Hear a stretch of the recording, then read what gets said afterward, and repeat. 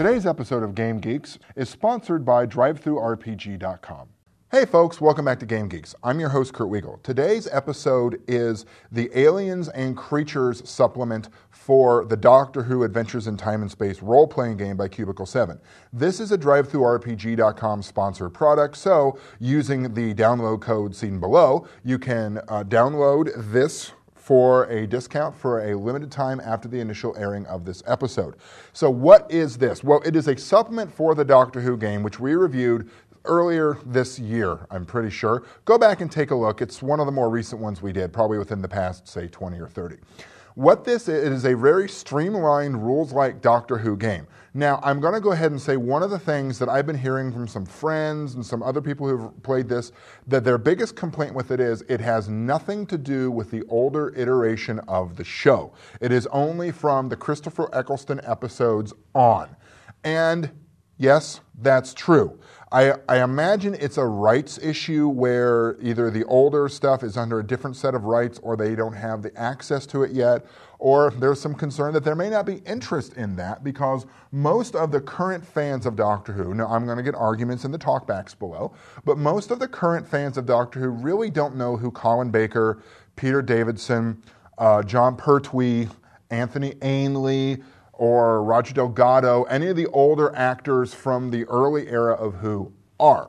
And, you know, for those of us that have been around long enough who remember Hartnell, Troughton, Pertwee, Baker, Davison, Baker, McCoy, McGann, and then on to the rest, watch, I forgot one, then we remember that. But again, back to the product, the original Doctor Who game really didn't deal with those at all. In fact, most of the time in the series, up until Matt Smith, you didn't see much references to the older Doctor Who's. Now with Matt Smith, you've seen more of them referenced. You see images, still shots, etc.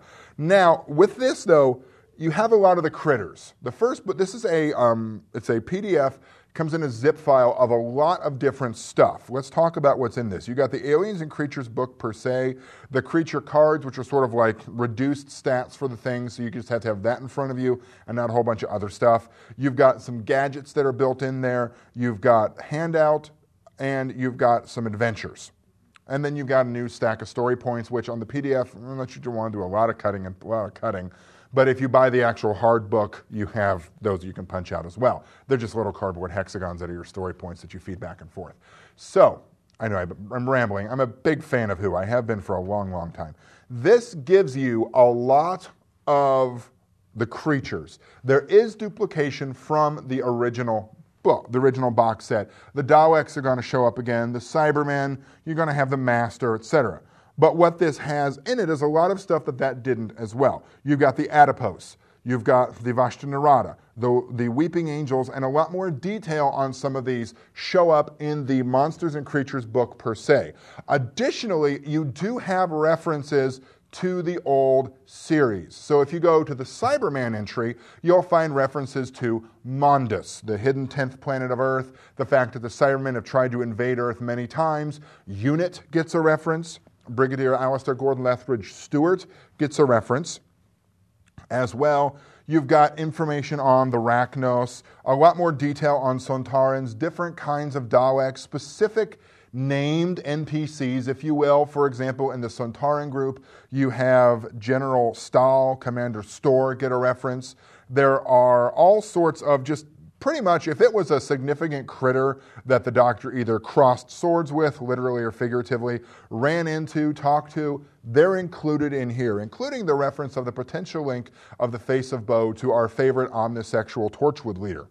Then what it does is it gives you a lot of alien traits, some of which you could really import into a character if you really wanted to, some of which you probably shouldn't. It also talks about how to build race packages out of this. Like let's say you want to play one of the cat kind that have shown up several times in Doctor Who, or if you felt the need to play, I don't know, a Cyberman or a partially converted Cyberman, a Dalek maybe. All of these are possible. You could probably even build Chameleon. There's a reference to the old Who for you. You could probably build Chameleon with these if you really wanted to, and just kind of see how it all fit together. Then it gives you a section on how to build your own worlds. your own planet. So it's not just critters, it's sort of a world builder. So like all these zany, crazy new worlds, you and your Time Lord and TARDIS crew or Time Agent with his little dimension hopper thing on his wrist can go to and get into trouble. So that is the Aliens and Creature book per se. The adventure book, also included in the same packet, includes 2 or 3 adventures that you can run, just sort of additional stuff. If you've run out of ideas, if you just want to throw something into your ongoing campaign, you have them here. Now, like I said, there's a couple other things that come in. If this were the physical book, these would be either cardboard sheets or just additional little things to have. One of them, the handout itself, is a map of a ship that goes with some of the adventures. You've also got, like I said, the story points, the gadget cards. Now, there's not much here in terms of the gadgets, honestly. It's mainly stuff from the Cybermen, maybe a Grasky Dimension pistol, stuff like that. Stuff that, honestly, you can kind of figure out on your own, and the number of story points that those cost. What is in this box for you? Well, obviously, you kind of have to have the Doctor Who game to go with it.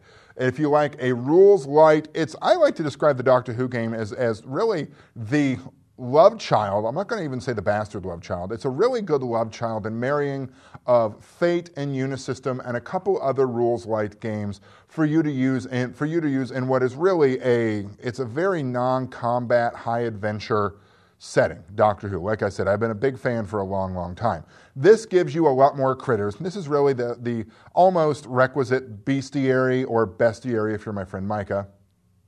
It's the bestiary, it's the monster book, it's the critter book that gives you a lot of ideas, plot hooks, some more gadgets, and a really nice planet design system. Is it required? Well, no supplement should ever be required for a game, although this will help your game out quite a bit. If you're interested in this product, if you want to take a look, or if it's something you just know you're going to die if you don't have, you can use the coupon code seen below on the DriveThruRPG site to get a discount off of the purchase price of this PDF download for a limited time after the initial airing of this episode. For Game Geeks, I'm your host, Kurt Wiegel. Good day and good gaming.